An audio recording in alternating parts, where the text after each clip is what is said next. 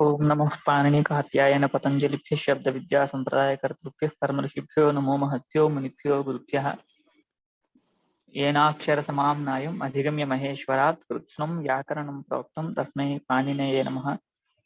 येन धौता गिरः पुंसां विमलैः शब्दवारिभिः तमश्चाज्ञानजं भिन्नं तस्मै पाणिनये नमः।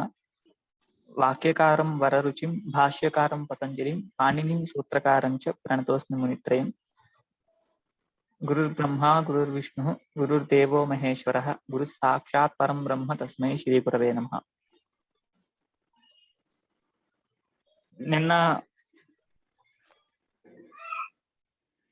ఆంగ్ మర్యాదాది విద్యోహ సూత్రం వరకు చూసామండి. దాని తర్వాత సూత్రం నుండి ఇవాళ చూస్తున్నాము. దాని తర్వాత ఉన్నటువంటి సూత్రము లక్షణేన అభిప్రతి ఆభిముఖ్యే అనండి.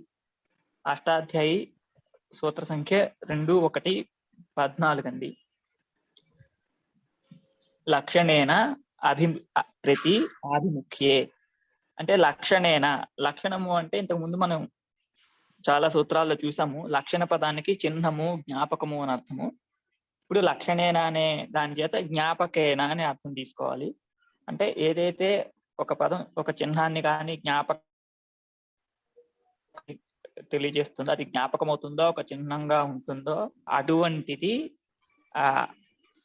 అటువంటి పదముతో అభిప్రతి, అభి అనేది ప్రతి అనేది సమాసాన్ని పొందుతుంది. ఆభిముఖ్యము అనే అర్థం ఉన్నప్పుడు అనండి. ఇది కూడా వికల్పంగానే వస్తుందండి. విభాష అనేది ఇక్కడ కూడా అధికారంగా ఉంటుంది. ఒకసారి ఇక్కడ సూత్రార్థం చూద్దామండి. లక్షణం చిహ్నం తద్వాచిన సుబంతేన సహ అభిప్రతి శబ్దౌ ఆభిముఖ్యే వర్తమానౌ విభాషయా సమస్యేతే అవ్యయీభావశ్చ సమాసో భవతి. అంటే లక్షణం అంటే చిహ్నము, ఆ చిహ్నాన్ని చెప్పేటటువంటి సుబంతమైనటువంటి దానితో అభిప్రతి అనే రెండు శబ్దములు ఆభిముఖ్యే వర్తమానం అంటే ఆభిముఖ్యము అనే అర్థంలో ఉండేవి వికల్పంగా సమాసాన్ని పొందుతాయి. ఆభిముఖ్యము అంటే అభిముఖస్య భావ ఆభిముఖ్యం అనండి.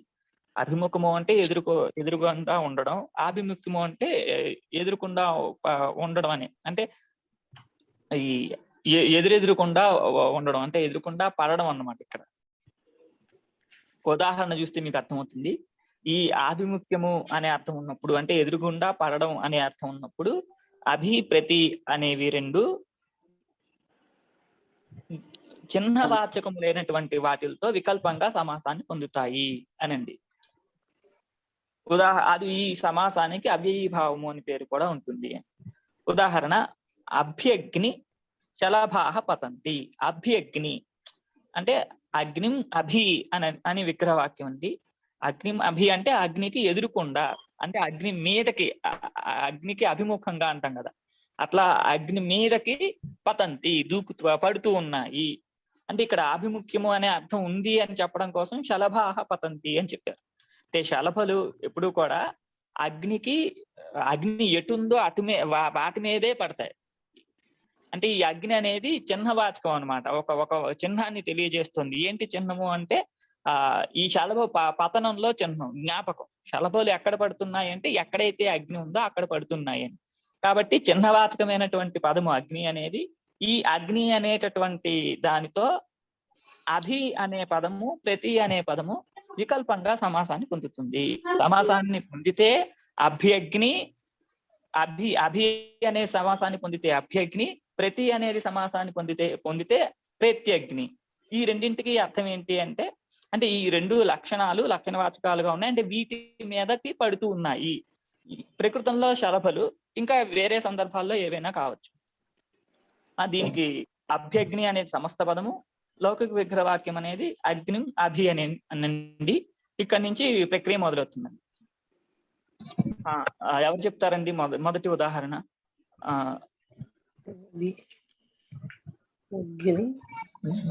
నీరజ గారు చెప్తారండి. రాజేష్ గారు చెప్పండి. నేను ఇప్పుడే గ్రూప్ లో పోస్ట్ చేశానండి, అది ఒకసారి చదువుతాను మళ్ళీ. అభ్యర్థిని ఏ ఓ మీరు మొత్తం రూపం అంతా పంపించినట్టున్నారండి. అవును. అయితే మీరే చెప్పండి, నీరజ గారికి ఇంకో రూపం ఇద్దాం. మీరే రాశారు, పంపించే కష్టపడి ప్రయత్నం చేశారు కాబట్టి మీరే చెప్పండి రూపం. సరే, నీరజ గారు మీరు తర్వాత రూపం చెప్పండి. 2:14 లక్షణే నాభిప్రతి ఆభిముఖ్యే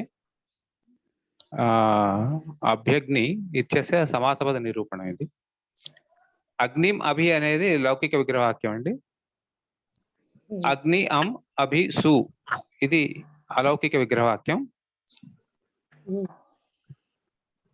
అవ్యయం విభక్తి సమీప సమృద్ధి విరుద్ధ్యర్థ భావాచయ సంప్రతి అమ్మ వస్తుందండి అగ్నికి. అగ్ని అభి సు ఈ సూత్రమేనండి రాజన్ గారు. ఈ సూత్రం చేతనే మనం లక్ష్మణేన అభిప్రతి అభిముఖ్యే అంటే దీనికి అవ్యయభావ సమాసం అక్కర్లేదా? ఈ సూత్రం దీని వల్ల వస్తుంది. అది ఈ సూత్రం చేత వస్తుంది అన్నమాట.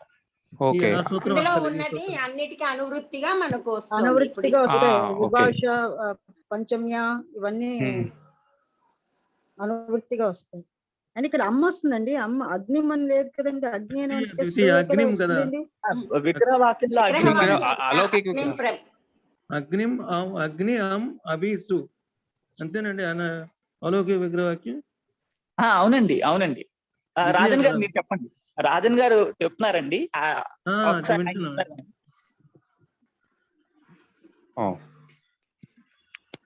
ఈ సూత్రం చేస్తే దీనికి అవ్యయభావ సమాసంగా వస్తుంది, అంతే కదా? అవునండి. ఈ సూత్రం ముందు చెప్పక్కర్లేదు. మిగతావన్నీ అలాగే ఉంటాయి కదా? మిగతావన్నీ కాదు. మన అవ్యయభావ సమాసం చెప్పే సూత్రాలు చాలా ఉన్నాయండి. దానిలో ప్రధాన సూత్రం ఈ అవ్యయం విభక్తి సమీప సమృద్ధి అనే సూత్రము. ఈ సూత్రం చేత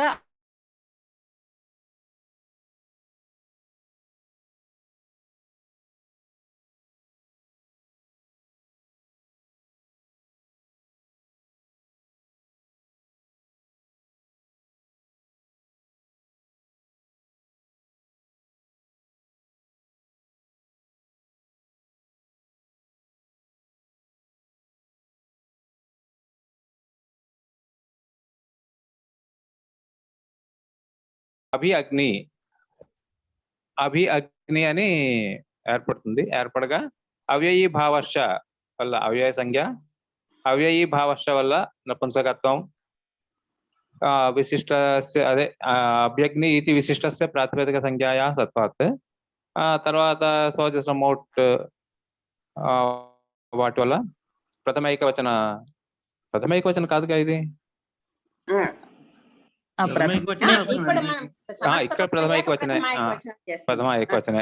ఈ సూత్రం చేత ప్రథమైక వచన సుప్రత్యయకృతే అభ్యగ్ని సు అని వస్తుంది రాగా, దానికి హ్రస్వ నపుంసక ప్రాతిపదిక అనే సూత్రం చేత నపుంసకత్వం. అభ్యగ్ని కూడా చెప్పాలి కదండి. అభ్యగ్ని సంధి అదే అభి అభ్యగ్ని అని చెప్పేస్తాను. అదే అనాదేశం చెప్పలేదండి. అవును,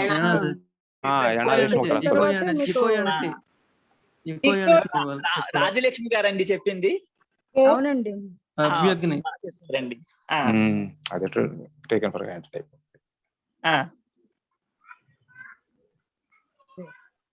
అభ్యగ్ని ఈ యణాదేశమై ఇక్కడ అభ్యగ్ని వచ్చి అభ్యగ్ని సు రాగా, దానికి నపుంసకత్వం హ్రస్వ నపుంసక ప్రాతిపదిక నపుంసకత్వం రాదు, హ్రస్వం రావాలి. హ్రస్వం ఉంది, ఆల్రెడీ హ్రస్వంలోనే ఉంది, ఊరికనే చెప్తున్నారు. ఉంటుంది. అదే అవ్యయాద్ ఆప్సుప, అప్పుడు సుబ్లుక్ అయ్యి ఇది అభ్యగ్ని అనే రూపం వస్తుంది.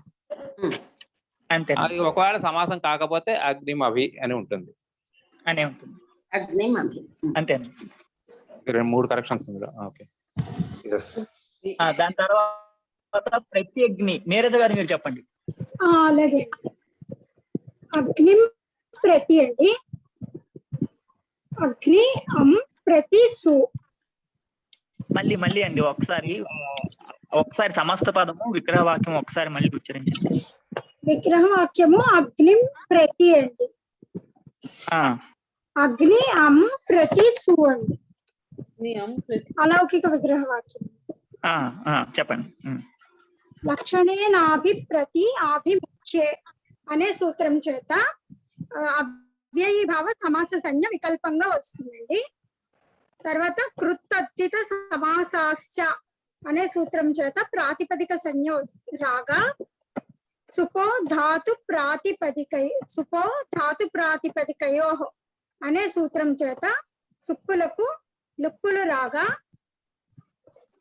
అగ్ని ప్రతి అని ఉండగా ప్రథమ నిర్దిష్టం సమాస ఉపసర్జనం అనే సూత్రము చేత ప్రతి శబ్దానికి ఉపసర్జన సంజ్ఞ రాగా ఉపసర్జనం పూర్వం అనే సూత్రము చేత ఉపసర్జనము అని నిర్దేశించిన పదాన్ని ముందు పెట్టుకుంటే దానికి పూర్వ నిపాత చేయగా ప్రతి అగ్ని అని ఉండగా అవ్యయీభావశ్చ అనే సూత్రం చేత అవ్యయ సంజ్ఞ రాగా మళ్ళీ అవ్యయీభావశ్చ అనే సూత్రం చేత నపుంసకత్వం రాగా స్వౌజ సమోక్షష్టాభ్యాం బిస్ స్నేభ్యాం బిస్ నసిభ్యాం బిస్ నసోసాం న్యోసుప్ అనే సూత్రం చేత సుప్రత్యయం రాగా ప్రతి అగ్ని అని ఉండగా హ్రస్వో నపుంసకే ప్రాతిపదికస్య అనే సూత్రం చేత హ్రస్వము రాగా నీరజ్ గారు ఒక చిన్న సమాసం చేయండి, ఒక సమాసం చిన్న చేయండి. ఎడిషన్.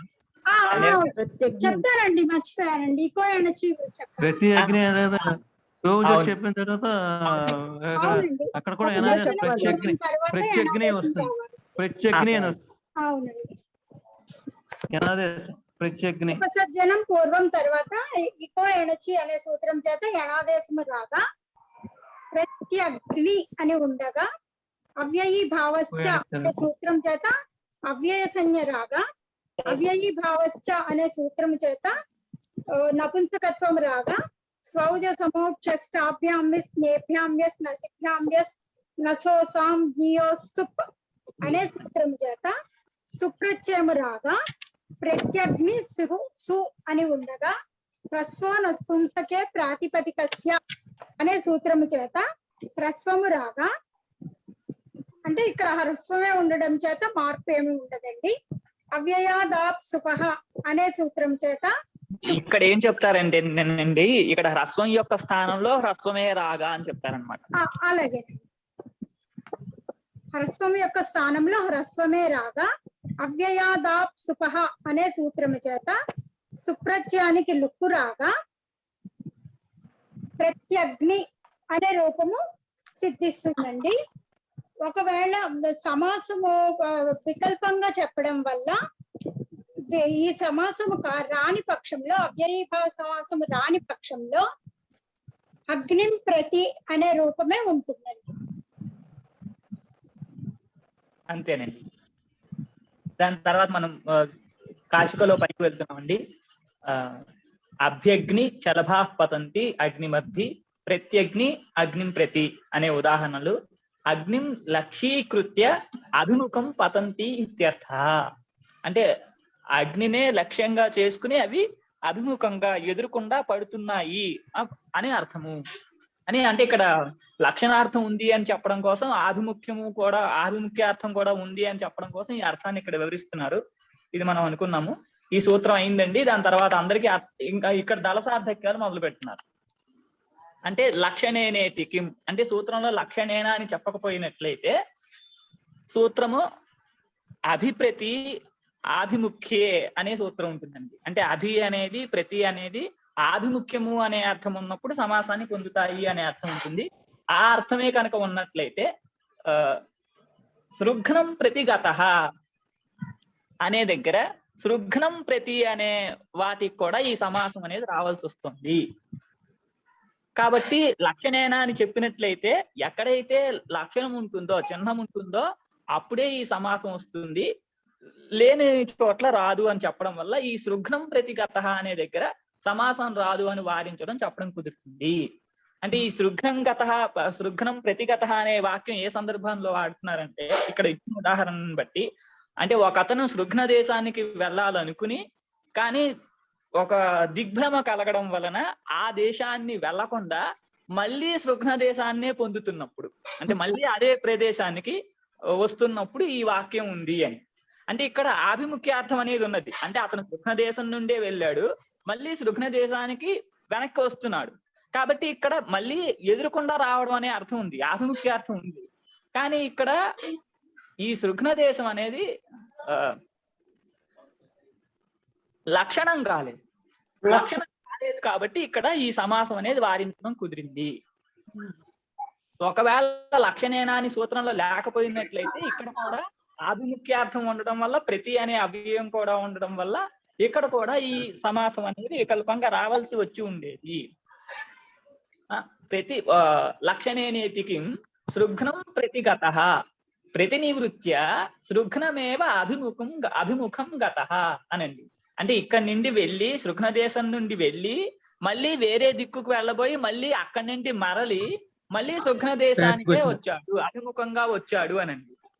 కాబట్టి ఇక్కడ ఈ సమాసాన్ని వారించడం కోసం సూత్రంలో లక్షణేన అనే పదం కావాలి అనండి. దాని తర్వాత అభిముఖి అభిప్రతి ఇతి కిం, అంటే లక్షణార్థంలో ఉండాలి, ఆభిముఖ్యార్థం ఉండాలి, అభిప్రతి అనే రెండు అవ్యయాలే సమాసాన్ని పొందుతాయి అని చెప్పాం. ఇట్లా అభిప్రతి అనే రెండే అని చెప్పకుండా ఉన్నట్లయితే, అభిప్రతి అని చెప్పకుండా లక్షణేన ఆభిముఖ్యే అని కనుక చెప్పినట్లయితే, ఆభిముఖ్యార్థం ఉన్నప్పుడు చిహ్నవాచి ఏదైనా ఉన్నా కూడా ఈ సమాసం వస్తుంది అనే అర్థం ఉండేది. అప్పుడు ఈ అభిప్రతి అనేవి కాకుండా ఏ ఉన్నా కూడా ఈ సమాసం వచ్చి ఉండేది.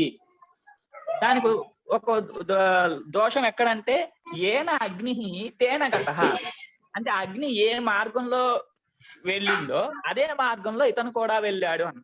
అంటే ఇక్కడ అగ్ని అనేది లక్షణంగా ఉంది, అదే మార్గంలో ఇతను కూడా అభిముఖంగా వెళ్ళాడు అని చెప్పడం వల్ల ఇక్కడ ఆభిముఖ్యార్థం కూడా ఉన్నది.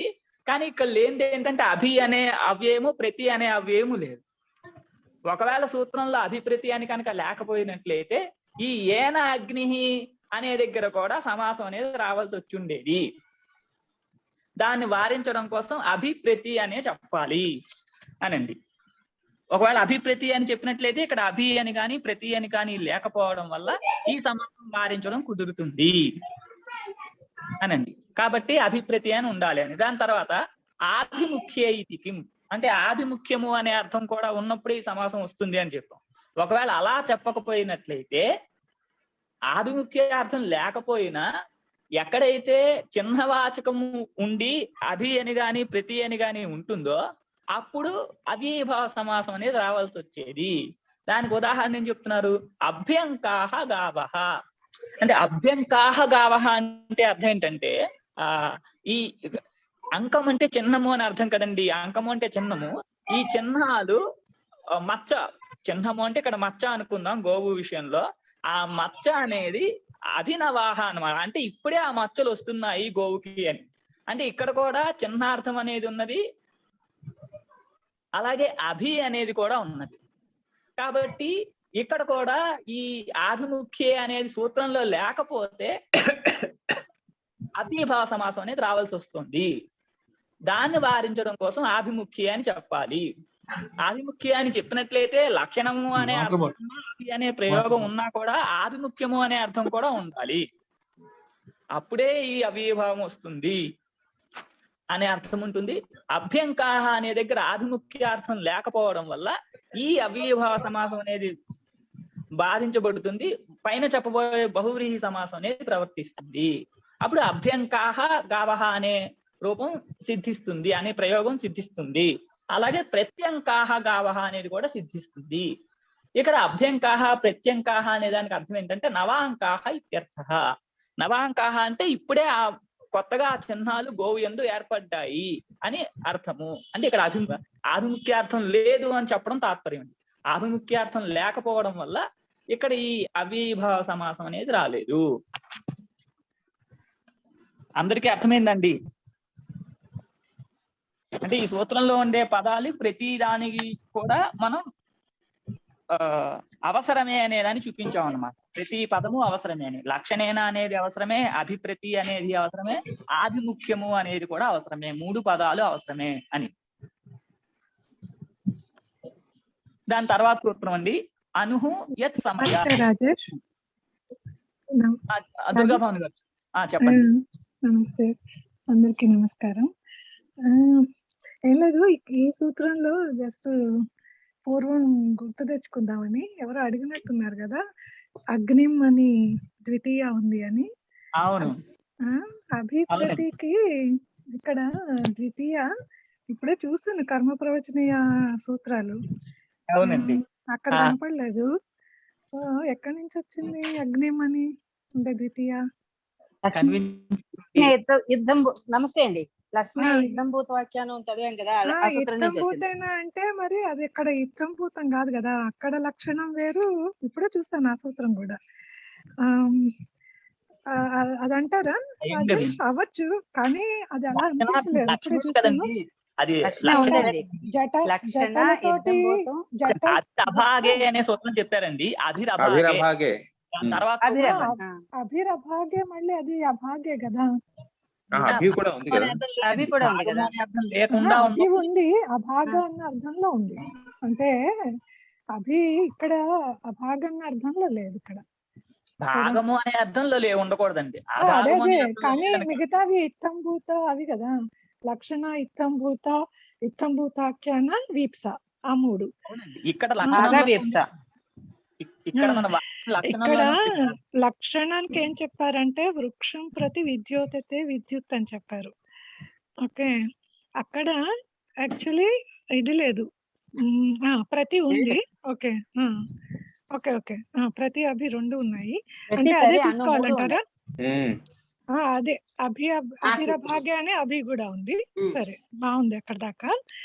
అప్పుడు మరి వృక్షం ప్రతి విద్యోతతే విద్యుత్తును అగ్నిం ప్రతి 2 ఒకటే కదా లక్షణం. ఓకే, సరే, బాగుంది. అన్నపూర్ణ గారు బాగా చెప్పారు. నమస్తే.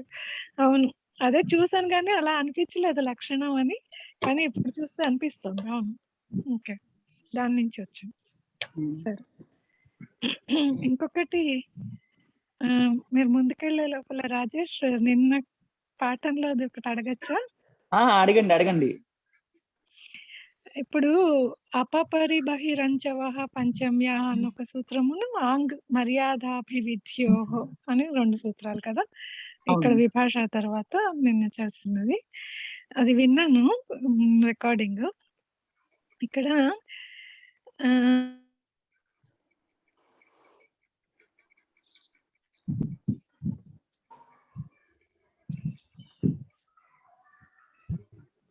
భాషలో సమాసం వచ్చిన పక్షంలో ఆ పాటలిపుత్రం అని ఉంది కదా, దాంట్లో రూపం.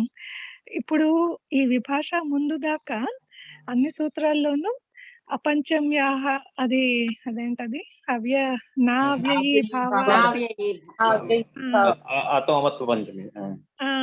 ఆ సూత్రం నుంచి అదంతమైన అవ్యయీభావ సమాస ప్రాతిపదిక కంటే సుప్పులకి లుక్ రాకుండా అమ్మ ఆదేశం కదా చెప్పుకున్నాం. అప్పుడు పంచమి కానప్పుడు, ఇక్కడమ్మా పంచమి కదా. మీ ప్రశ్న పూర్తిగా చెప్పండి, అప్పుడు చెప్తాను. ఈ 2 కూడా అపపరిబహిరంచవోహ పంచమ్య, ఈ ఆంగ్ మర్యాదాభివిధ్యోహ 2 కూడా పంచమి. ఓకే, ఇప్పుడు విభాష అయ్యింది సరే, కానీ సమాసం వచ్చిన పక్షంలో మరి ఆ సూత్రం ప్రవర్తించాలి కదా. మరి అమ్మ ఆదేశం ఎలా వచ్చింది? అది నిన్న ప్రశ్న అడిగారండి, కృష్ణ గారు ఒక ఆయన అడిగారు, అలాగే నిన్న బ్రహ్మ గారు కూడా అడిగినట్టున్నారు. నిన్న ఇదే ప్రశ్న వచ్చింది. అయితే నేను సమాధానం మిస్ అయ్యానేమో మరి చెప్పండి. అంటే ఏంటంటే ఈ అపపరిబహిరంచవ పంచమ్య అనే సూత్రం అనేది పంచమ్యంతంతో అపపరిబహిస్ అనే అవ్యయాలు సమాసాన్ని పొందుతాయి అని చెప్తోందండి. పంచమ్యంతంతో బహిస్ అనే అవ్యయాలు సమాసాన్ని పొందుతాయి. ప్రాక్ అంటే అంచుధాతు ఉత్తర పదంగా ఉన్న పదం కూడా సమాసాన్ని పొందుతుంది అని చెప్తాం ఈ సూత్రం అనేది. అంటే పంచమ్యంతమైనటువంటి దాంతో సమాసం వచ్చిన తర్వాత దీనికి అక్కడ పంచమితో సంబంధం లేదు. దీని పంచమ్యంతంతో సమాసం వచ్చిన తర్వాత అంటే ఇక్కడ సమాసం వచ్చిన తర్వాత అంటే ఏంటి, అవ్యయీభావము అనే పేరు వచ్చిన తర్వాత, అవ్యయీభావం అనే పేరు వచ్చిన తర్వాత అవ్యయీభావమైనటువంటి ప్రాతిపదిక కంటే సుప్రత్యయమా అంప్రత్యయమా లేకపోతే కా ప్రత్యయమా నే ప్రత్యయమా నసి ప్రత్యయమా అని ప్రథమాది ప్రత్యయాలు వచ్చేటప్పుడు అప్పుడు అపంచమ్యాహాన్ని నిషేధం అండి. అర్థమైందండి? అంటే సమాసం వచ్చిన తర్వాత మనం ప్రత్యయాన్ని చేసిన తర్వాత దాని యొక్క స్థానంలో అమ్మనే ఆదేశము, అలాగే దాని యొక్క స్థానం దానికి లుక్కు, అంటే సమాసోత్తరవర్తి ప్రత్యయానికి లుక్కు. సరే, అర్థమైంది. సమాసం ఉత్తరవర్తి ప్రత్యయానికి లుక్కు. ఇప్పుడు ఈ సూత్రం ఏం చెప్తుంది, పంచమ్య అంటే పంచమ్యంతమైనటువంటి పదంతో ఇది సమాసాన్ని పొందుతోంది అని చెప్తుందండి. సరే, బాగుంది. అక్కడ దాకా అర్థమైంది. ఓకే, సో సమాసం అయిపోయిన తర్వాత మీరు మళ్ళీ ఒకసారి వినండి. ఉదాహరణ ఏంటంటే నేను అనుకున్నాం, ఇప్పుడు ప్రత్యక్షం అని ఉందండి. ఇది కేవలం ఈ ఒక్క లక్ష్యంలో ప్రశ్న కాదు. ఇదేంటంటే అష్టాధ్యాయీ క్రమంలో చదివేటప్పుడు వచ్చే కష్టం అన్నమాట. ఇది అదే మీరు కౌముదిలో చదువుతున్నారు అనుకోండి, మీకు ఈ కష్టం రాదు. కౌముదిలో దీనికి ప్రశ్ననే కలగకుండా వాక్యాలు అక్కడ ఉంటాయి, సూత్రాలు అక్కడ వచ్చేస్తాయి. ఇప్పుడు ఈ నాభీభావాదతం ప్రపంచమ్యా అనే సూత్రం తర్వాతే అష్టాధ్యాయిలో తృతీయ అనే సూత్రం చెప్పారు. అంటే ముందు అవ్యయాదాప్సుప నావ్యయీభావాదత్వం ప్రపంచమ్యాః తృతీయ సప్తమ్యోర్ బహుళం అనే అష్టాధ్యాయి సూత్ర సంఖ్య. అవునండి. మనం కౌముది క్రమంలో చదవట్లేదు కాబట్టి ఆ సూత్రాలు ఏమి ఇక్కడ రాలే. అత్యవసరంగా ఆ 3 సూత్రాలు తీసుకుంటున్నాం కదా, ఎనీవే మనం ప్రక్రియలో చూస్తున్నాం కదా. ఇప్పుడు ఆ 3 సూత్రాల్లో 3వ సూత్రం కూడా మీకు చెప్పేసి ఉంటే సందేహం వచ్చేది కాదు. ఇప్పుడు ఆ సూత్రం ఏం చెప్తుందంటే ఈ 3 సూత్రాలు కూడా సమాసము అనే పేరు దేనికైతే ఉంటుందో దాని కనుక అవ్యయము అనే పేరు కూడా ఉన్నట్లయితే లుక్ వస్తుంది అని అవ్యయాదాప్సుపః అనే సూత్రం చెప్తుందండి. అంటే సూత్రార్థం అది. దాని తర్వాత అవ్యయీభావాదత్వంతో పంచమ్యాః అనేది ఇంకొంచెం అధిక అర్థాన్ని చెప్తుంది. ఏమని, ఈ అవ్యయీభావం కనుక అదంతమైతే దానికంటే పరంగా ఉండే సుట్టుకి లుక్కు రాదు. పంచమీ విభక్తిని విడిచిపెట్టి మిగిలిన సుప్రత్యయాలకి అమ్మనే ఆదేశం వస్తుంది అని చెప్తుంది. అంటే సమాసం వచ్చిన తర్వాత మనకి సుప్రత్యయము, సమాసం వచ్చిన తర్వాత అంప్రత్యయము, అలా మిగిలిన ప్రత్యయాలన్నీ ఉన్నప్పుడు అన్ని విభక్తి అర్థమైంది. ఇప్పుడు తృతీయాంతానికి తో సమాసమా పంచమ్యంతంతో సమాసమా సంబంధం లేదు. సమాసం అయిపోయిన తర్వాత పంచమీ విభక్తిని విడిచిపెట్టి మిగతా వాటన్నిటికీ కదా. ఇప్పుడు మరి అలాంటప్పుడు ఇక్కడ ఆ పాటలీపుత్రం దృష్టో దేవః అని కదా వాక్యం. అంటే ఏంటి, ఈ వాక్యంలో మనము వృష్టో దేవః అన్నది ఏ అర్థంలో, పంచమీ అర్థంలోనే చెప్పాం సమాసాన్ని. ఆ పాటలీపుత్రం అని ఆ వాక్యం,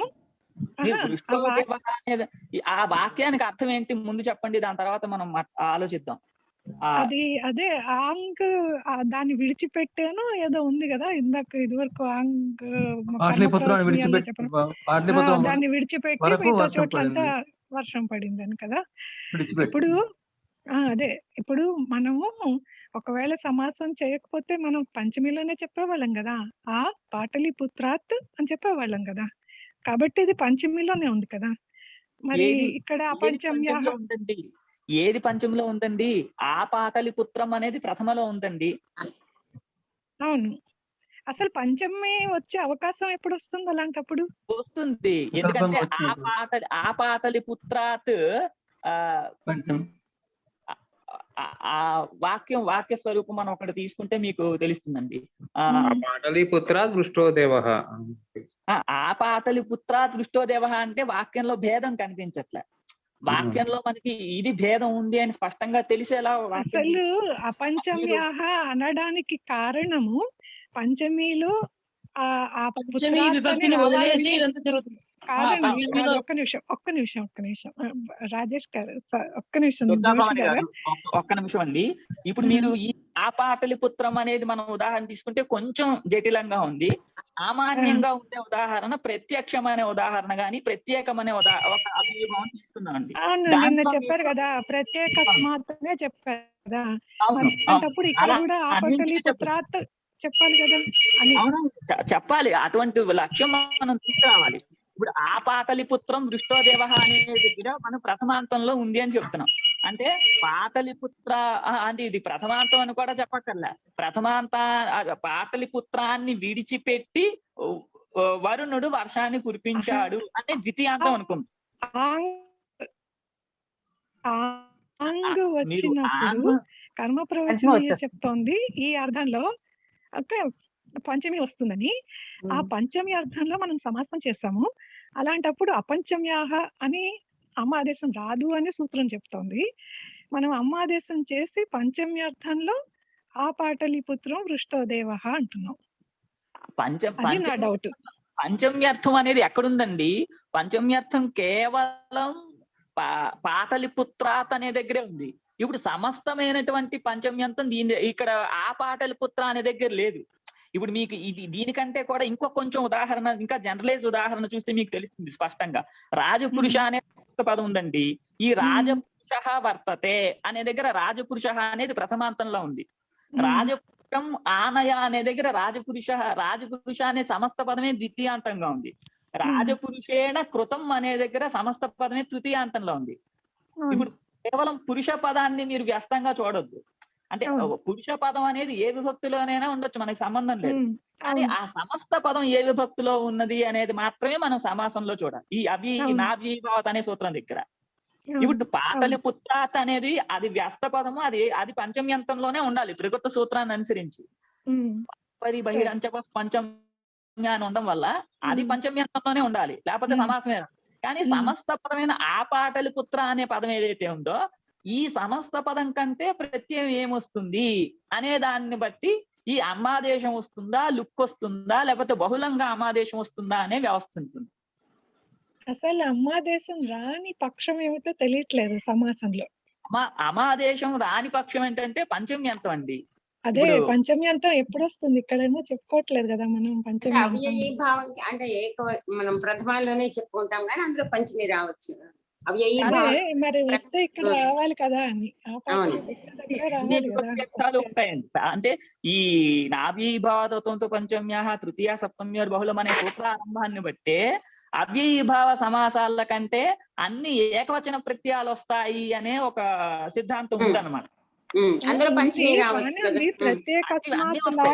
లోకంలో వ్యవహారం కూడా అలాగే ఉంది. లోకంలో వ్యవహారాన్ని అనుసరించే సూత్ర రచన ఉంటుంది. ఉదాహరణ ఏమన్నా ఉందండి? పంచమి వచ్చింది. ఇప్పుడు మనకి ఆపాటలిపుత్రాత్ జనాహ ఆగచ్చంతి అన్నాం అనుకోండి. ఈ ఉదాహరణ తీసుకోండి. దేవ పక్కన పెట్టండి. ఆపాటలిపుత్రాత్ జనాహ ఆగచ్చంతి అన్నాం. ఈ ఆపాటలిపుత్రాత్ అనేది సమస్త పదం. ఈ సమస్త పదం కంటే మనం పంచమి ఏకవచనంలో నసి ప్రత్యయం చేసుకుని ఇంకా ప్రక్రియ చేసుకుని ఆపాటలిపుత్రాత్ అని చెప్పాం. అంటే ఇక్కడ ఏంటి, సుప్రత్యయానికి అమ్మాదేశం రాలేదు. ఆపాటలిపుత్ర అనే సమస్త పదం కంటే నసి ప్రత్యయం చేసినా కూడా నాభీభావాత్ అనే దగ్గర అపంచమ్య అనే నిషేధం ఉండడం వల్ల అమ్మాదేశం రాలేదు, ఆతనే ఉంది. ప్రక్రియ జరిగి ఆపాటలిపుత్రాత్ అనేయండి. ఆపాటలిపుత్ర జనాహ ఆగతాహ. బాగుంది. అవును, బాగుంది. అంటే జనాహ ఆగతాహకి దేవః వృష్టఃకి తేడా తెలియట్లేదు. అంటే ఇదే వాక్యాన్ని మనం అన్ని విభక్తుల్లో చెప్పుకోవాలంటే మనం ఇంకొంచెం బుద్ధి అతిశయాన్ని ఉపయోగించాల్సి వస్తుంది. అది నాకు ఈ వాక్యంతో చెప్పడం కుదరలేదు, నాకు రావట్లేదు. ఖచ్చితంగా ఉంటుంది, ఉండకుండా ఉండదు. కానీ ఉదాహరణ మనం తీసుకుంటాం. ఆపాటలీపుత్రం జనా ఆగచ్చాక అప్పుడు పుత్ర పంచమిలో ఉండడానికి దీనికి ఒకటే అర్థం వస్తుందండి. ఇప్పుడు ఆపాటలిపుత్రం జనాన్ పశ్య అన్నాం అనుకోండి. ఆపాటలిపుత్రం జనాన్ పశ్య. ఇప్పుడు జనాన్ పశ్య అనేదేమో జనాన్ అనే ద్వివచనంలో ఉంది. ఆపాటలిపుత్రం అంటే అర్థం ఏంటి? పాటలిపుత్రంలో ఉన్న అందరినీ చూడు అని వస్తుంది. ఇప్పుడు ఆపాటలిపుత్రం అనే ద్వితీయలో ఉంది అని మనకి తెలుస్తుంది. అంటే అపంచమ్య అనే నిషేధం ఏమీ లేదు కాబట్టి అమ్మాదేశం వచ్చేసింది. అర్థమైందండి. అలా మనం అన్ని విభక్తుల్లోనూ చెప్పొచ్చు. చెప్పుకోకపోవడం అనేమి లేదు.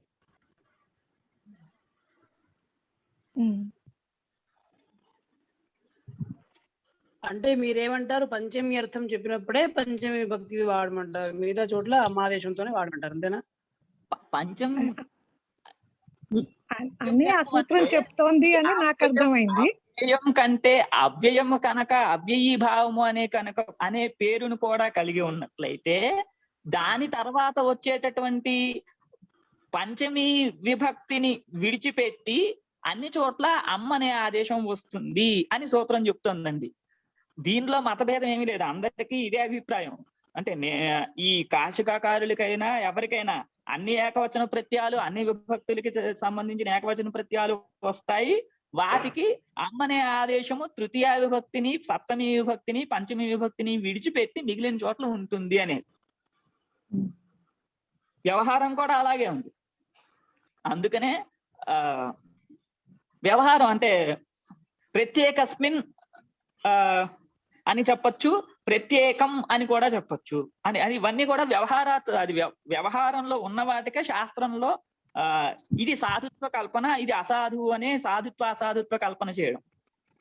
అంతేగాని సూత్రంలో ఉండే దాని వల్ల వ్యవహరించడం అనేది మనం లక్షణిక చక్షుష్కులు కావడం వల్ల అలా వ్యవహారం ఉన్నా, వస్తుతః సూత్ర రచన చేసింది లక్ష్యక చక్షుష్కులు కాబట్టి మనకు కూడా లక్ష్యమే ప్రమాణం. లోకంలో ఇలా పంచమ్యంతంతో ప్రయోగం ఉన్నది, అలాగే ద్వితీయ అమ్మాదేశం వచ్చినటువంటి ప్రయోగం కూడా ఉన్నది కాబట్టి అమ్మాదేశం విధించారు పాణిని గారు.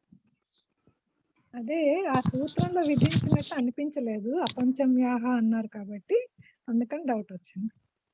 ఇప్పుడు క్లియర్ అయింది కదండి. ఇప్పుడు కూడా పూర్తిగా అవ్వలేదు కానీ పర్వాలేదు, ముందుకెళ్దాం. ఇప్పుడు సప్తమ్యంతంగా చూద్దాం. పంచమ్యంతంలో మీకు ఇంకా క్లియర్ కాలేదు, సప్తమ్యంతంలోకి వెళ్తాం. సప్తమ్యంతంలో విభాష కదా, కాబట్టి రెండు ఉంటాయి కాబట్టి ప్రాబ్లం లేదు, ఏదైనా చెప్పుకోవచ్చు. బహుళంగా చెప్పడం వల్ల అక్కడ కూడా ఉన్న రూపము లేని రూపము రెండూ ఉంటాయి కాబట్టి అక్కడ ప్రాబ్లం లేదు. అపంచమ్యాహాలో బహుళం కాదు కదా, అందుకని అక్కడ కాబట్టి ఆ పాటలి పుత్రాత్ జనాహ ఆగచ్చంతి అనే చెప్పాలి గాని అక్కడ అమాదేశం చెయ్యకూడదు అనేది సూత్ర సారస్యం అండి. అక్కడ సమాసం చెయ్యట్లేదు, ఆ పాటలి పుత్రాత్ సమాసం తోటి చెప్తున్నారు. ఓకే, సమాసం తోటి చెప్తున్నారు. సమాసం లేకుండా వ్యస్తంగా చెప్తే అసలు ప్రశ్నే లేదు, అసలు మనకి సమాసమే లేదు. కాబట్టి అలాంటప్పుడు ఇక్కడ కూడా ఆ పాటలి పుత్రాత్ పృష్టో దేవః చెప్పుకోవచ్చు కదా అని నా ఉద్దేశం. అంటే అడుగుతున్నాను, తెలియదు నాకు, అడుగుతున్నాను. సేమ్ డౌట్, నాకు కూడా అదే డౌట్ అండి. ఆ పాటలి పుత్రాత్ పృష్టో దేవః, సేమ్ డౌట్. ఆ పాటలి పుత్రాత్ పృష్టో దేవః అనేది ఏ అర్థంలో అంటే ఈ సందర్భంలో కొంచెం వివరిస్తే అప్పుడు తెలుస్తుంది. ఏ అర్థమైనా కానీ ఓకే, మర్యాద అభివిద్యో అర్థమే. మర్యాద అంటే ఇప్పుడు ఆ పాటలి పుత్రాత్ పృష్టో దేవః అన్నారు అంటే దీని అర్థం ఏంటి తెలుగులో? పాటలీపుత్రం వరకు వర్షం కురిసింది.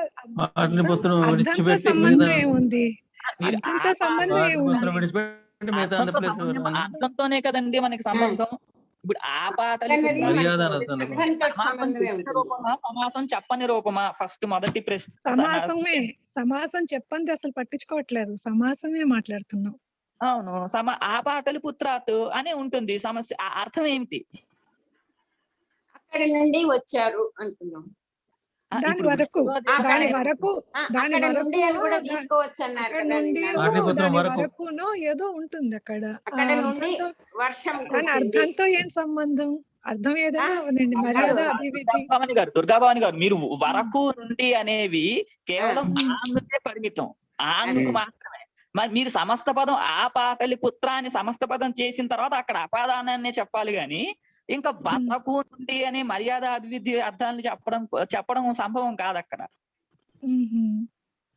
ఓకే, అంటే ఇప్పుడు జనాహ అన్నప్పుడు మనం ఆ పాటలి రావడం అనే క్రియలో ప్రజలకి అవధి పాటలి పుత్రం కాబట్టి మనం పంచమి విభక్తి అక్కడ అవధి అర్థంలో అపాదానాన్ని ఆశ్రయించుకొని చెప్పాం. ఇప్పుడు మర్యాద అనేది కేవలం అనేది పాటలి పుత్ర శబ్దంతో సమాసాన్ని పొందడంతో దాని అవసరం తీరిపోయింది, అదేం ఫుల్ఫిల్డ్ అన్నమాట. అర్థమైంది. దాని తర్వాత సో మళ్ళీ ఇదే అభివిద్యార్థాన్ని మీరు మళ్ళీ పంచమీ విభక్తికి కూడా అర్థం చెప్తాము అంటే అది అది ఆ, ఒక దగ్గర అర్థం చెప్పింది కాబట్టి ఆ సమర్థం కాదు. ఆ, అదేలేండి. ఓకే, అపాదానం ఉండాలి. నేను అపాదానమే అనుకున్నాను ఉండాలి. అది అక్కడ అప్పుడు కర్మ అర్థం. ప్రవచనీయలో వృష్టో దేవహాలో ఆ పంచమి చెప్పారు అనుకున్నాను. కానీ పంచమి కాదు, అపాదానం ఉండాలి అన్నది చూసుకోవాలి అంటున్నాను. ఎందుకంటేనండి ఎందుకంటే అర్థం సమస్త పదం తయారైన తర్వాత ఈ సమస్త పదం కంటే కారక ప్రత్యయాలు వచ్చినప్పుడు సువోజస్ ఏ ప్రత్యయాలు వచ్చినా అది ఇంకొక క్రియలో ఒక కర్మగానో కరణంగానో ఇంకా తీరుతుంది. ఇంకా కర్మ ప్రవచనీయ గురించి అనుకోకూడదు. అంటే ఆంగ్ కర్మ ప్రవచనీయ అయిపోయింది, అది దాని ఇదే అయిపోయింది. కాబట్టి ఇంక ఇప్పుడు దాన్ని చూసుకోకూడదు. చూసుకోకుండా ఒకవేళ పంచమి అనే కారకం ఏదైనా ఉందా అని చూసుకుని అప్పుడు వాడాలి. ఓకే, బాగా అర్థమైంది రాజేష్, థ్యాంక్ యూ. ఇప్పుడు బాగా మంచి అర్థమైంది. ప్రశ్న అడిగారండి, మంచి ప్రశ్న, బాగుంది. అంటే ఇది మన కౌముదిలో చదివేటప్పుడు ఈ ప్రశ్న ఉద్భవించదు. నిన్న మేము ఇదే విషయం గురించి అనుకున్నాం, కానీ ఇంకా ఎవరు పైన ప్రశ్న లేకపోవడం వల్ల వివరించాల్సిన అవసరం రాలేదు, వివరించలేదు. కౌముదిలో చదివితే ఈ విషయాలన్నీ పక్కనే ఉండిపోవడంతో మనకి ప్రశ్నోద్భవం అనేది ఉండదు అనమాట. అక్కడ ఏం చేస్తారంటే అక్కడ ఒక్క నిమిషం అండి, అక్కడ కౌముదిలో అపదిశం, అపదిశేన, అపదిశాత్, అపదిశే అని అన్ని విభక్తులతో పదాలు చూపించేస్తారు ఉదాహరణలు. అన్ని విభక్తులతో ఉదాహరణలు చూపించడం వల్ల మనకి సంశయమే ఉండదు అనమాట. సంశయ ప్రాగభావం అంటారు దాన్ని, సంశయ ప్రాగభావమే ఉంటుంది అక్కడ. ఇక్కడ అనుకోండి మనం ఒకదాన్ని ఒకటి ముడి పెట్టుకొని తీసుకురావాల్సి వస్తుంది. ఇది కొంచెం కష్టం కాశికా క్రమంలో. అంటే ఇక్కడ ఉండే లాభాలు ఇక్కడ ఉన్నాయండి. మనం అయినా కూడా సూత్రాలన్నీ చూస్తున్నాం కాబట్టి ప్రాబ్లం లేదు. ఇక్కడ చూస్తున్నాం, మిగతా సూత్రాలు చూడడం మానేయలేదు కదా, చూస్తున్నాం. ఈ సూత్రం అనేది మనకి ఎక్కడో వస్తుందండి. ఈ నాభీభావతత్వంతో పంచమ్య ఇవన్నీ ద్వితీయాధ్యాయం వచ్చినా మనం చేస్తున్నాం కదా, మన ప్రక్రియలో క్లాస్ లో చేస్తున్నాం కాబట్టి ప్రాబ్లం లేదంటున్నాం. మనం అది ఇక్కడ గ్రంథంలో ప్రసంగం రాలేదు కాబట్టి చెప్పుకోలేదండి, అందుకని కొంచెం మీ కఠినంగా నేను సమ్మరైజ్ చేయనా, ఇది జస్ట్ అర్థం అయిందా లేదా కరెక్ట్ గా అని తెలుసుకోవడానికి చెప్పండి. దాంతో మిగిలిన వాళ్ళందరికీ కూడా ఏదైనా సంశయాలు ఉంటే పోతాయి. ముందర ప్రశ్న చెప్తాను, తర్వాత దానికి సమాధానం చెప్తాను. ప్రశ్న ఏంటంటే ఇక్కడ అంటే ఉదాహరణ తీసుకుంటున్నాను. ఆంగ్ మర్యాదాభివిధ్యోహో అన్న సూత్రంలో సమాసం విభాష, మనం సమాసం రాని పక్షాన్ని చూడటం లేదు, సమాసం వచ్చిన పక్షంలో ఆ పాటలీపుత్రం వృష్టో దేవః అనేది ఉదాహరణ ఇచ్చారు. ఇక్కడ నేను ఏమన్నానంటే అపంచమ్యాహ అమ్ అన్న ఆదేశం చెప్పుకున్నారు కాబట్టి ఇక్కడ పంచమి ఉంటుంది కదా, పంచమి అర్థము, అప్పుడు అమ్మ ఆదేశం రాకూడదు కదా అని నేను అనుకున్నాను. అది తప్పు అని ఇప్పుడు తెలిసింది. అది ఎందుకు అనుకున్నాను, కర్మ ప్రవచనీయలో ఆంగ్ ఇదే సేమ్ ఉదాహరణ, ఆ పాటలీపుత్రాత్ పాటలీపుత్రాత్ వృష్టో దేవః అని సమాసం లేనిది పంచమ్యార్థంలో చెప్పారు, అక్కడ పంచమి విభక్తి వస్తుంది అని.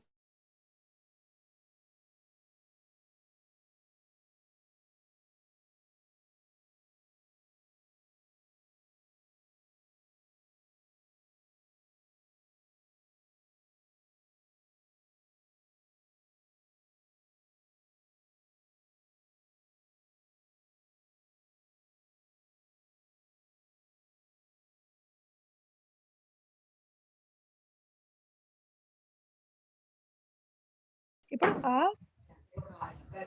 ఆ పాటలీపుత్ర అన్న సమాస ప్రాతిపదిక ఏర్పడింది, ఇది అదంతము. ఇంకిక్కడ పంచమీనా కాదా అన్న ఇది లేదు ఇక్కడ. ఓకే, ఇక్కడ అదంతం అయింది కాబట్టి అపంచమ్యాహలో అమ్మ ఆదేశం వచ్చేసింది, ఆ పాటలీపుత్రం అయింది.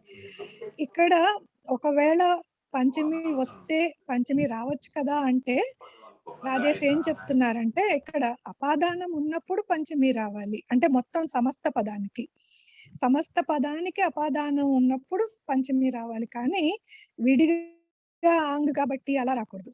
కాబట్టి ఇక్కడ వృష్టో దేవః అన్న దగ్గర అక్కడ వర్షించాడు అని చెప్తున్నారు, అక్కడ అపాదానం లేదు కాబట్టి ఈ సమస్త పదానికి అపాదాన సంజ్ఞ లేకుండా పంచమి రాదు కాబట్టి ఇక్కడ అపంచమ్య ప్రవర్తించి ఆదేశం వచ్చింది, ఆ పాటలీపుత్రం వృష్టో దేవః. జనాభా ఆగతాహ దగ్గర అపాదానం ఉంది ఆ సమస్త పదానికి, కాబట్టి అక్కడ ఆ పాటలీపుత్రాత్ జనాభా ఆగతాహ అన్న ఇది వచ్చింది. అంతేనండి, బాగా అర్థమైంది. ఇంకొక ఎడిషన్ అండి, ఒకవేళ ఇక్కడే మనం అపాదానాన్ని చెప్పాలనుకోండి, ఇప్పుడు కూడా చెప్పచ్చు.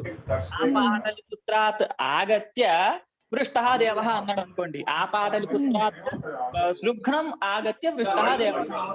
అవునండి, కూడా ఏదైనా అపాదానం మొత్తానికి అపాదానం ఉంటే పంచమి సమస్త పదానికి. అంతే. కృతజ్ఞతలు అందరికి, రాజేష్ కి బాగా అర్థమైంది ఇప్పుడు. మనం తర్వాత సూత్రంలోకి వెళ్దాం అండి. తర్వాత సూత్రం ఏమనుకోవద్దండి, ఉంటే అంటే అసలు సూత్రంలోనే అపాదాన పంచమి అని ఉంది కదండి. నాది చిన్న డౌటే, నాకు చిన్నది ఎవరైనా చెప్తారేమో, కానీ సూత్రంలోనే అపాదానే పంచమి అన్నారు కదండి. అంటే పరమేశ్వర్ గారు, అపాదానే పంచమి వస్తుంది, అపాదానం ఉన్నప్పుడు పంచమి వస్తుంది విభక్తి అని చెప్తుంది ఆ సూత్రం. కానీ అపాదానం ఉండాలి కదా పంచమి పెట్టడానికి.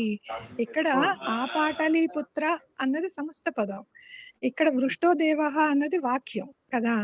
ఇక్కడ ఇంద్రుడు వర్షించాడు అంటే అక్కడ అపాదానం ఏం లేదు, పాటలీపుత్రానికి అపాదానం ఏముంది, ఏమీ లేదు. అంటే దాని నుంచి దాన్ని విడివడి ఏం లేదు కదా. కాబట్టి అక్కడ ఆ పాటలీపుత్ర అన్న సమస్త పదానికి అపాదాన సంజ్ఞ లేదు, కాబట్టి పంచమి రాదు. లేని దాన్ని విధించాడు అంటారా? ఇంకేం విధించలేదు. అంటే ఇప్పుడు ఒక ఏదైనా ఒక క్రియలో సమస్త కారకాలు ఉంటాయండి. ఒక క్రియను తీసుకుంటే, క్రియ అంటే అన్ని కారకాలు ఉన్నప్పుడే అది సంపూర్ణంగా క్రియ అవుతుంది. దానిలో మనం ఏ కారకాన్ని గురించి ప్రస్తావిస్తామో ఆ కారకాన్ని చెప్పేటప్పుడు ఆయా విభక్తులు వస్తాయన్నమాట. మనం అపాదానాన్ని గురించి విశేషంగా చెప్పాలి అనుకున్నప్పుడు పంచమి విభక్తి వస్తుంది, లేకపోతే ఆ పదం కూడా లేకుండా ఉండొచ్చు. ఇప్పుడు ఇక్కడ అపాదాన ఏమి లేదు అంటే ఏ క్రియకి కూడా ఇక్కడ అవధిగా చెప్పట్లేదు.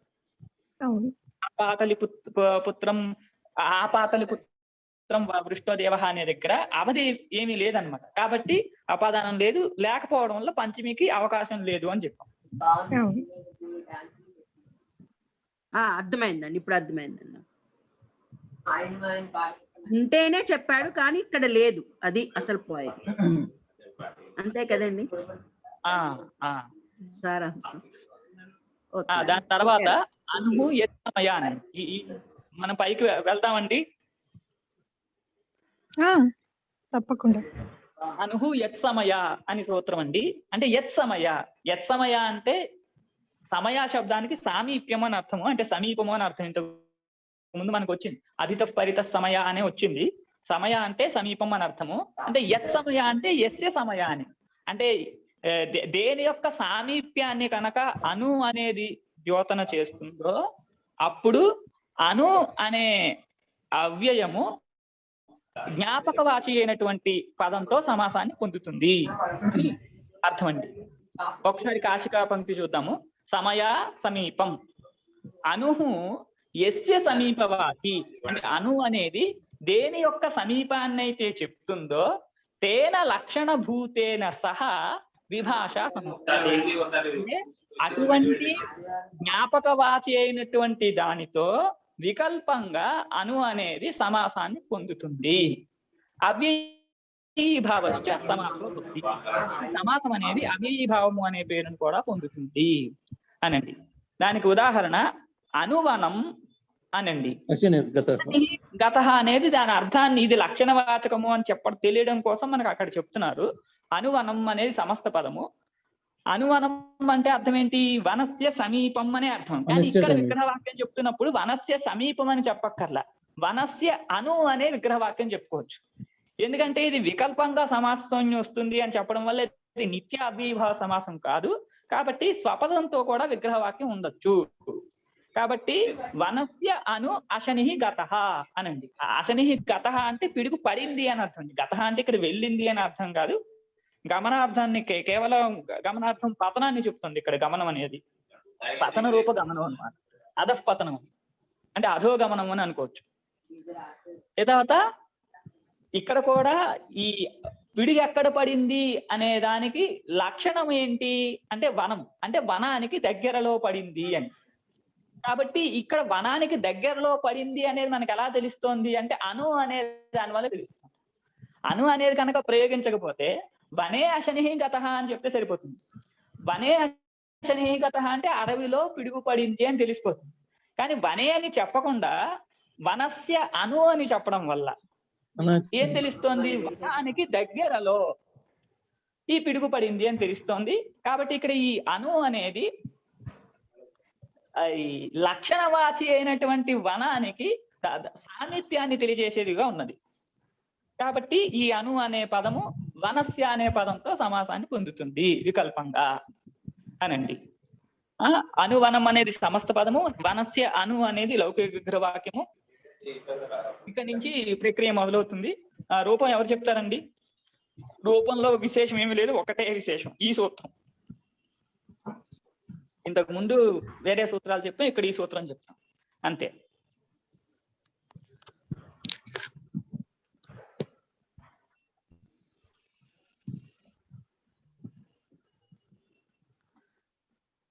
దుర్గాభవన్ గారు మీరు చెప్పేసేయండి. మీరు ఒక్క రూపం కూడా చెప్పలేదు, మన సమాస ప్రక్రియ మొదలైనప్పటి నుంచి ఈ రూపం చెప్పండి.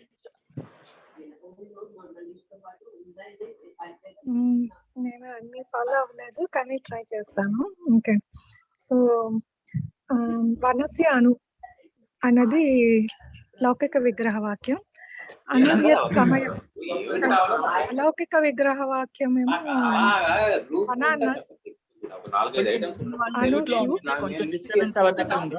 ఒకసారి అందరినీ మ్యూట్ చేసి రాజన్ గారు మ్యూట్ చేసుకోవాలండి మీరు.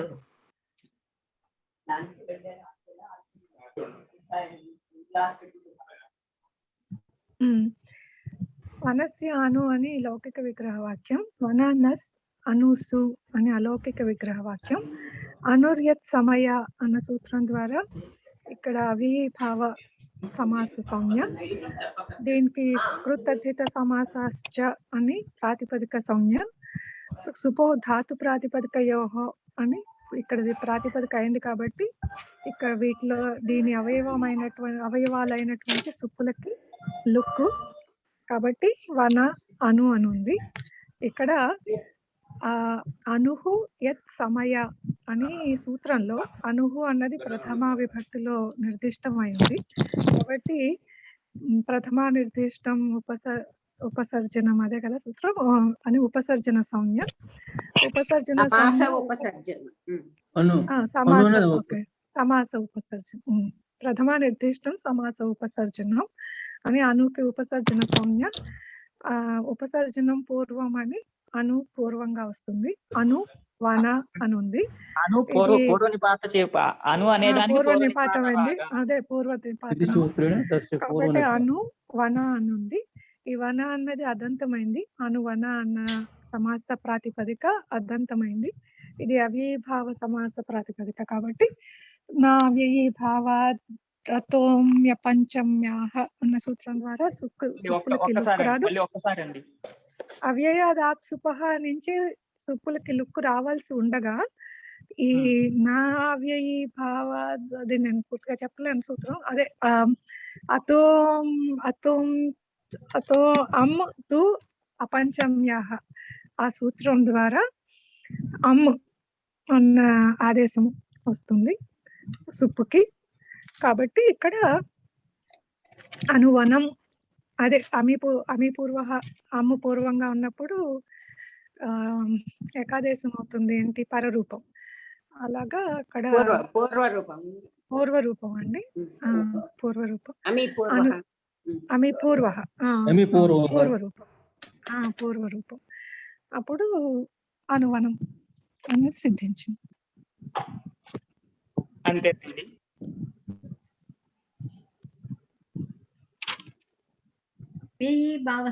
అన్న సూత్రం మధ్యలో చెప్పలేదు కదా,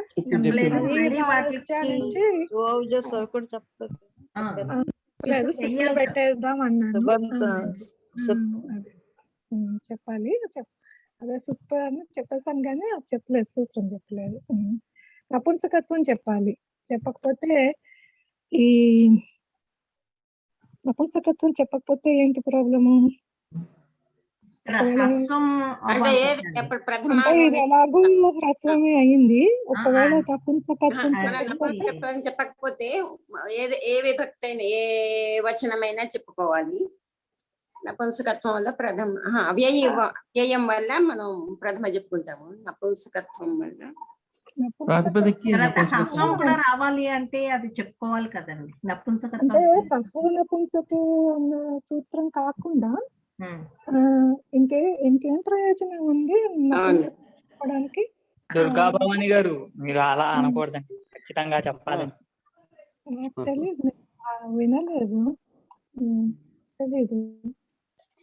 ఇంకేంటో ప్రయోజనం ఉందా నపుంసకత్వానికి? హ్రస్వమే ప్రయోజనం ఉంది, కానీ హ్రస్వం అది హ్రస్వమైనా మనకి చెప్పాలి. ఇక్కడ అదే చెప్తున్నా, ఇక్కడ ప్రయోజనం ఉంది కదా అని చెప్తున్నాను, హ్రస్వం ఉంది కదా అని అడుగుతున్నాను. ఆవిడ అడిగేది అవ్యయీభావస్య వల్ల నపుంసకత్వం ఎందుకు? లేదండి, అలా అడగట్లేదు. ఓకే, అనువనాలు ఎలాగో హ్రస్వమే ఉంది కదా, నపుంసకత్వం చెప్పుకోకపోతే ఎప్పుడైనా అంటే ఏదైనా ఆగిపోతుందా అనుకున్నాను. ఆగలేదు, హ్రస్వ నపుంసకే అన్నదే ప్రయోజనం ఇక్కడ నపుంసక చెప్పుకోవడానికి. ఎందుకంటే అవ్యయాదాప్సుపహ అవన్నీ నపుంసకంతో సంబంధం లేకుండానే వస్తున్నాయి. అవ్యయ సంజ్ఞతో వచ్చాయి. అవ్యయం ఉంటే చాలు.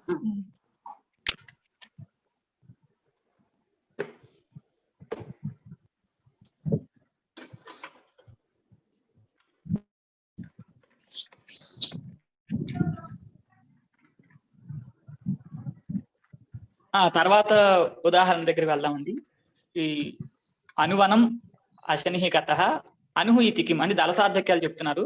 అనుహు ఇతి కిం వనం సమయ అంటే అనుహు అని కనుక చెప్పకపోయినట్లయితే కేవలం అప్పుడు సమయ అనే దానికి కూడా ఈ అవ్యయీభావ సమాసం వస్తుంది అనే అర్థం ఉండేది. అప్పుడు వనం సమయ అనే దగ్గర సమయ శబ్దంతో కూడా సమాసం అనేది రావాల్సి వస్తుంది. దాన్ని వారించడం కోసం అనుహు అని చెప్పాలి. దాని తర్వాత యత్సమయ ఇతి కిం అంటే అది దేని యొక్క సామీప్యాన్ని అయితే చెప్తుందో అప్పుడు అని చెప్పడం ఎందుకు అంటే వృక్షం అను విద్యోతతే విద్యుత్ అనే దగ్గర ఇక్కడ అనుశబ్దం వృక్ష శబ్దాన్ని అంటే ఇక్కడ దేని యొక్క సామీప్యాన్ని సూచన చేయటం లేదు.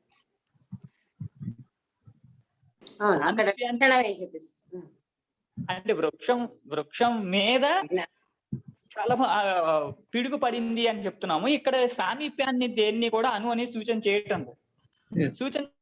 చేయటం లేదు కాబట్టి ఇక్కడ ఈ అవ్యయీభావ సమాసం అనేది రాదు. ఇప్పుడు దీని తర్వాత ప్రశ్న ఏంటంటే సామీప్యార్థంలో అవ్యయం విభక్తి సమీప సమృద్ధి అనే ఉండడం వల్ల సామీప్యార్థంలో అవ్యయం విభక్తి సూత్రం చేతిని అవ్యయీభావ సమాసం వస్తుంది కదా, మళ్ళీ ఈ సూత్రం ఎందుకు అని ప్రశ్న అండి. అప్పుడు వికల్పంగా ఈ సూత్రం చేత రావడం కోసం అనండి. అవ్యయం విభక్తి సూత్రం చేత నిత్యంగా అవ్యయీభావ వస్తోంది. అప్పుడు వ్యస్త పదంతో అంటే సమస్త పదమైన దానితో విగ్రహవాక్యం ఉండకపోవాల్సి వస్తుంది. కానీ ఇక్కడ వికల్పంగా అవ్యయీభావ సమాసం వస్తుంది అని చెప్పడం కోసం ఈ సూత్రం కావాలి అని ఇట్లా చెప్పడం వల్ల సమస్త పదంతో కూడా విగ్రహవాక్యం చెప్పచ్చు, వృక్షస్య అను అని కూడా చెప్పచ్చు అని. అంటే అక్కడ మనం సమీపంలో మనం ఉపాధి చెప్పుకున్నాం కదా, అక్కడ అప్పుడు అను చెప్పుకుంటే మళ్ళీ ఇప్పుడు దీని ప్రకారం అక్కడ నిత్యంగా చెప్పుకోవాలి. ఇక్కడైతే అక్కడ నిత్యంగా చెప్పుకోవాల్సి వస్తుంటే ఇక్కడ వికల్పంగా రావడం కోసం ఈ సూత్రం అనండి. అవ్యయం విభక్తి ఇత్యేవ సిద్ధే పునర్వచనం విభాషార్థం అంటే వికల్పంగా ఈ అవ్యయీభావ సమాసం వస్తుంది అని చెప్పడం కోసము అనండి. దాని తర్వాత యస్య ఛాయామహ అనండి. ఈ పూర్వసూత్రం నుండి అనుహు అనేది అనువృత్తిగా వస్తుంది. అలాగే లక్షణేనాభిప్రతి ఆభిముఖ్య సూత్రం నుండి లక్షణేన అనేది కూడా అనువృత్తిగా వస్తుంది. అప్పుడు ఆయామహ అంటే కొలత అనండి. ఆయామహ అంటే దీర్ఘము అన్నమాట. దీర్ఘస్య భావ దైర్ఘ్యం అంటారనమాట. అంటే ఇది ఎంత ఉందో అది కూడా అంతే ఉంది, అంత పొడుగ్గా ఉంది అనే అర్థం. ఆ అర్థాన్ని కనుక అను అనేది ఎప్పుడైతే ద్యోతన చేస్తుందో అప్పుడు ఆ లక్షణవాచకంతో అను అనేది వికల్పంగా సమాసాన్ని పొందుతుంది అని అర్థం అండి. సూత్రార్థం చూద్దాము. లక్షణేనేతి వర్తతే, లక్షణేనాభిప్రతి సూత్రం నుండి లక్షణేన అనేది అనువృత్తిగా వస్తుంది. ఆయామః దైర్ఘ్యం, అనుహు యస్య ఆయామవాచి తేన లక్షణభూతేన సహ విభాషా సమస్యతే అవ్యయీభావశ్చ సమాసో భవతి.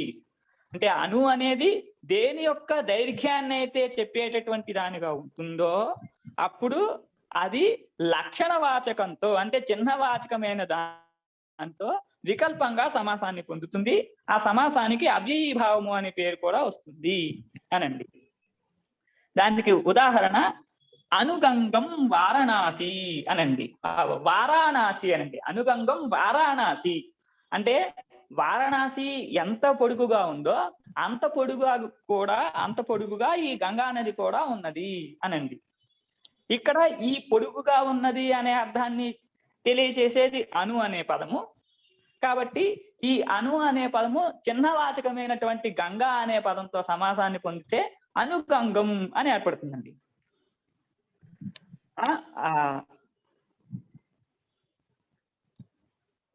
అలాగే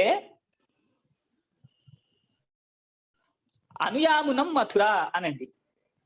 అనుయమునం మధుర అంటే యమునం మథుర అనండి. అంటే యమున నది ఎంతవరకు ఉందో అంతవరకు కూడా మథుర నది మథుర నగరం ఉన్నది అనండి.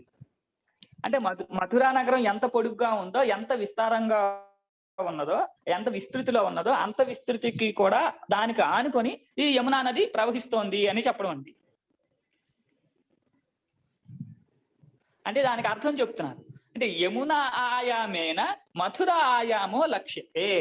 అంటే యమున యొక్క దైర్ఘ్యం పొడుగు ఎంత అయితే ఉందో ఆ పొడుగు చేత మథుర యొక్క పొడుగు అనేది కూడా తెలియబడుతుంది అనండి. ఇక్కడ తెలియచేసేది ఏంటి? యమున ఆయామం. కాబట్టి ఈ యమున అనే పదంతో అను అనేది సమాసాన్ని పొందుతుంది. అప్పుడు అను యమునం అని వస్తుందండి. అనుగంగం అను యమునం అని.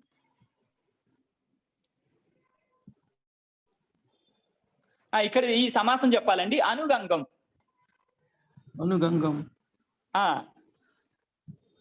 అనుగంగం అంటే అనుగంగం అనేది సమస్త పదం అండి.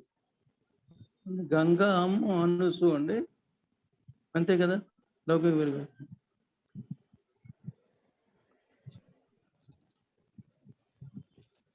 చెప్పండి. అనుగంగం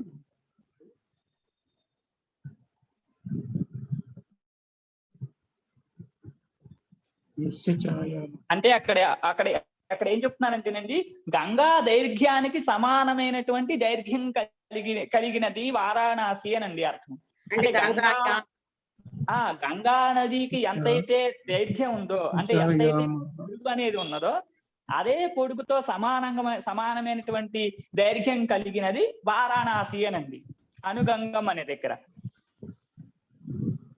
దీర్ఘతను సూచిస్తుంది. దీర్ఘతను కాదు, పొడవు, లెంగ్త్. అదే లెంగ్త్ అదే దీర్ఘతను అక్కడ ఇచ్చారు కదా టెక్స్ట్ బుక్ లో.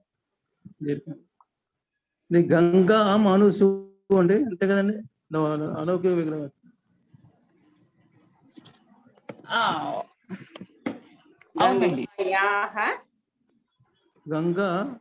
గంగా దీర్ఘం వస్తుంది. గంగా అన్నారా? అనుగంగం అదే గంగా అనుసు అండి. అలౌకిక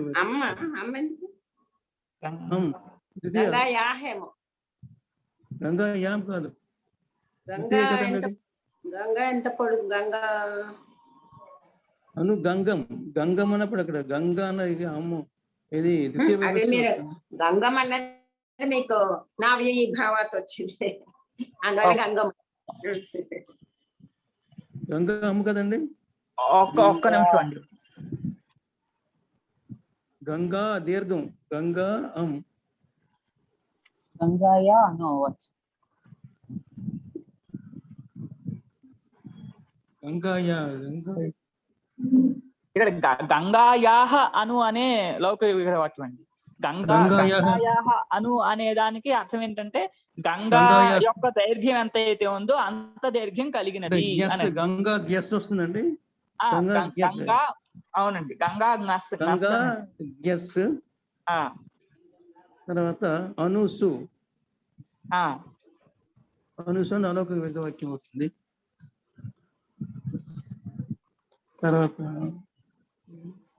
ఇప్పుడు ఈ సూత్రం ప్రకృతి సూత్రం చేత ఏదేది యస్య ఛాయామహ అనే సూత్రం చేత అవిభావ సమాస సంజ్ఞ వస్తుంది. తర్వాత కృతదితి సమాసశ్చ అని చూసే సూత్రం చేత ప్రాతిపదిక సంజ్ఞ.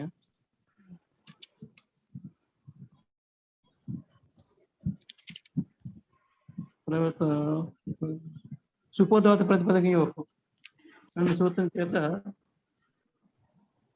ఇది సూత్రేణ శుభ్లు కృతే ఏమవుతుందంటే గంగా అను అని వస్తుంది.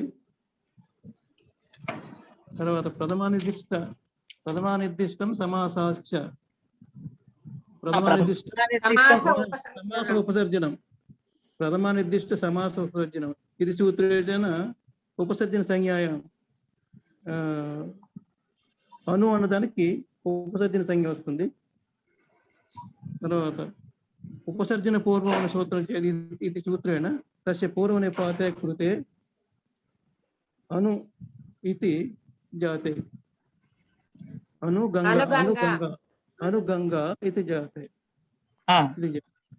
తర్వాత అవిభావ సూత్రేణ అవ్యయ సంజ్ఞాయం అవ్యయ సంజ్ఞ వస్తుంది. అవిభావశ్చ ఇది సూత్రేణ నపుంసకత్వ సంజ్ఞ ఇది విశిష్ట ప్రాతిపదిక సంజ్ఞాయం అనుగంగా అని ఉంటుంది. తర్వాత స్వాజస్మౌట్ షష్టాభ్యాంభ్యస్ ఏభ్యాంభ్యస్ యశిభ్యాంభ్యస్ జ్ఞాసోయం జ్ఞాసు ఇది సూత్రేణ ప్రథమైకవచనే సుకృతే గంగా అనుసు గంగా అనుగంగా సు వస్తుంది. హ్రస్వ ప్రాతిపదికే హ్రస్వ నపుంసకే ప్రాతిపదికస్య ఇది సూత్రేణ హ్రస్వం ప్రాప్య గంగా అను పూర్వనిపాత అయిపోయింది కదండి. అనుగంగా అవుతుంది. హ్రస్వం ప్రాప్య అవియుదాప్సప అనే సూత్రం చేత సుప్పు రాగా సుప్పుకి లోపం రాగా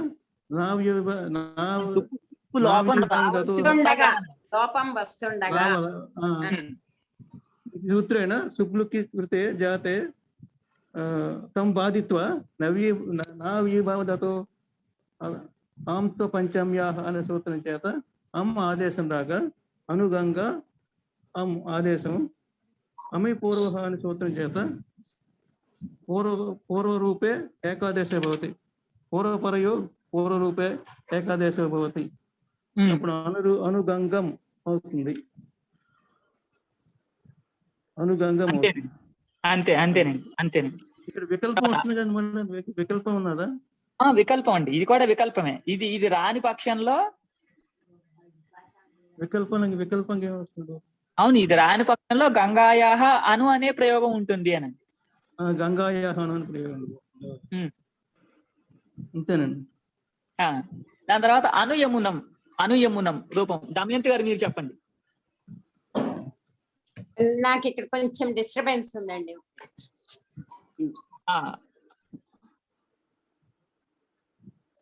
ఇంకెవరు చెప్తారండి? నాగలక్ష్మి గారు చెప్తారండి?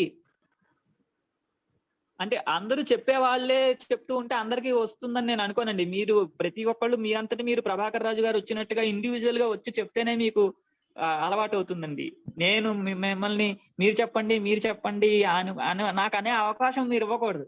మీరంతటి మీరే చెప్పేస్తూ ఉంటే మీకు బాగా వస్తుంది. ఎవరు చెప్తారో వాళ్ళకి వస్తుంది, అంతే. మార్చడం రావటం లేదండి నాకు.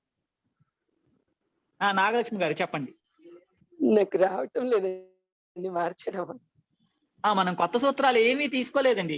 ఒక్కటే సూత్రం, యస్య ఛాయామహ అనేది ఒక్కటే సూత్రం కొత్తది.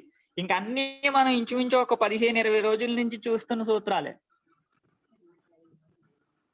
అన్నపూర్ణ గారు, నాకు సూత్రాలు మర్చిపోయానండి, ఇవాళ వచ్చాను, రేపు చెప్తాను. మీరు అసలు ఈ మధ్య కాలంలో మిమ్మల్ని, మీ పేరు నేను చూడలేదండి. అదే 2 నెలలు అయిపోయింది, ఇవాళ రెగ్యులర్ గా వస్తారని నేను అనుకుంటున్నాను. అదే రేపు చెప్తాను, రేపు నేను చెప్తాను. నేను మీరు చెప్పండి అని చెప్పకుండా మీ అంతటి మీరే నేనే చెప్తాను. వరలక్ష్మి గారు చెప్పండి. వరలక్ష్మి గారు,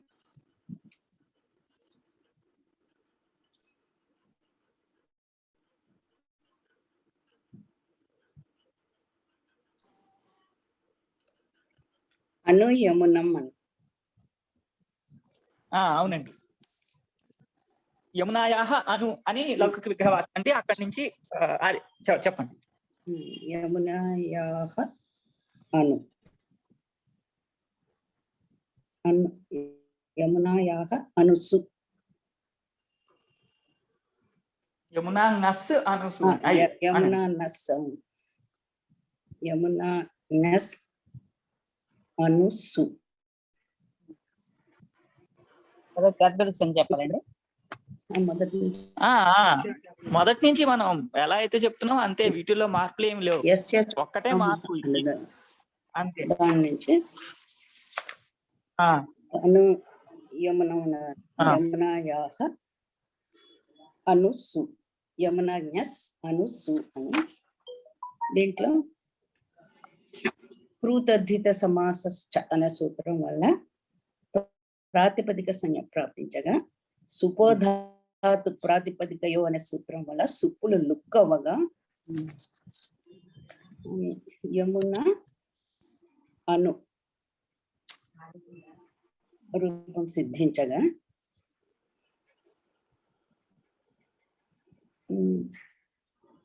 ప్రథమా నిర్దిష్టం సమాస ఉపసర్జనం వల్ల ఉపసర్జన పూర్వం అనే సూత్రం వల్ల ఇక్కడ అనుయమున సిద్ధించగా,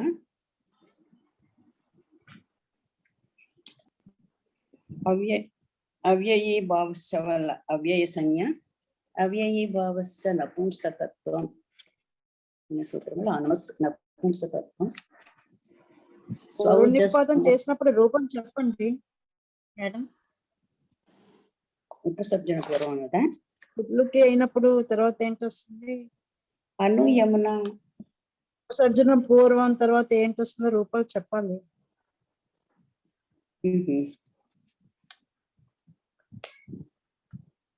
అను యమున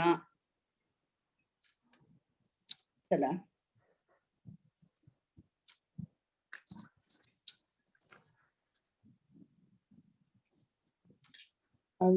అవ్యయీ భావస్య వల్ల అవ్యయ సంజ్ఞ వస్తుంది.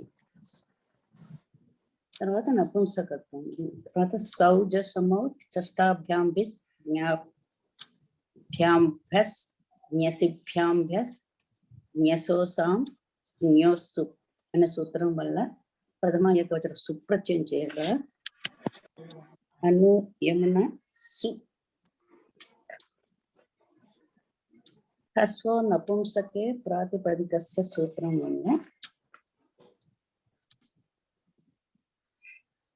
హ్రస్వం రాగా అవ్యయాత్ అనే సూత్రం వల్ల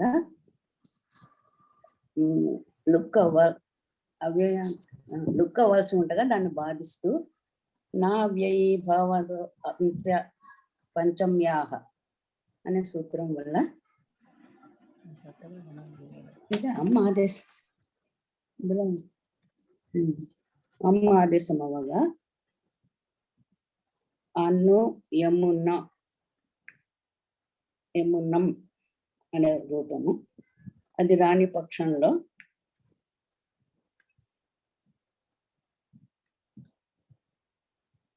యమునాహ అను.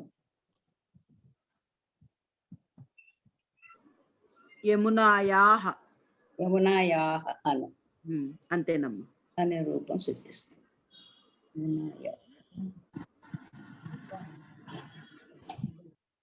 ఎంత నేర్చుకున్నట్టు తప్పులు వస్తున్నాయి. అమ్మా తప్పులు రాకుండా రావడానికి మనం ఏమి ఋషులం కాదు, మనుషులు అన్నాక తప్పులు వస్తాయి, మనం సరి చేసుకోవాలంతే. అనంతకృష్ణ గారు చక్కగా సూత్రాలన్నీ పెట్టారు. అది మళ్ళీ నేను ఇప్పుడు గ్రూప్ లో షేర్ చేసుకున్నాను. అది చూస్తూ మర్చిపోయాను కదా, గుర్తు చేశాను.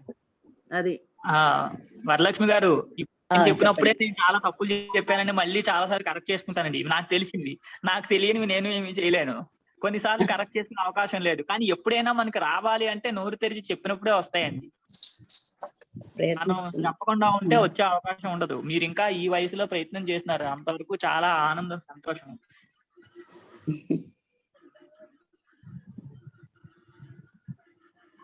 మనం ఇక్కడ విషయం పైకి వెళ్దామండి. వరలక్ష్మి గారు 81 ఏళ్ళండి ఆవిడకి. నిజంగా చెప్పే గురువు గారు నా మనవడు ఆనందంగానే ఉందండి.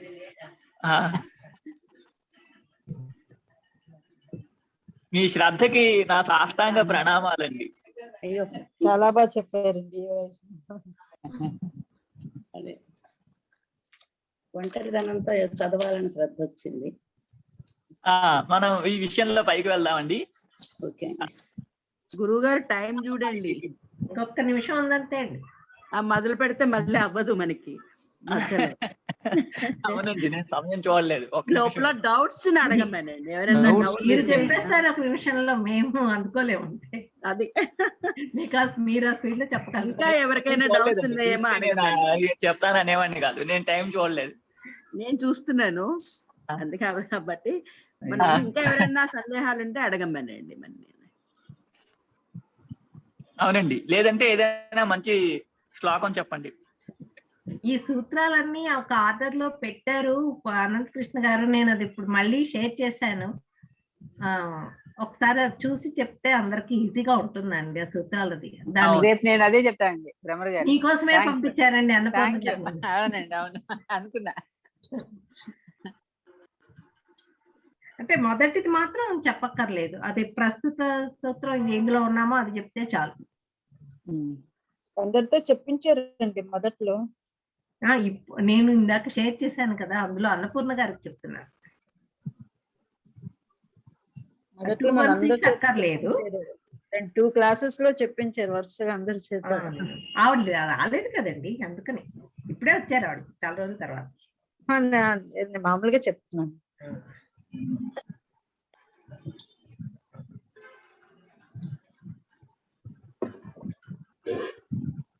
ఇక్కడికి ఆపుదామండి, రేపు చూద్దామండి కంటిన్యూషన్. రామ్ రామ్.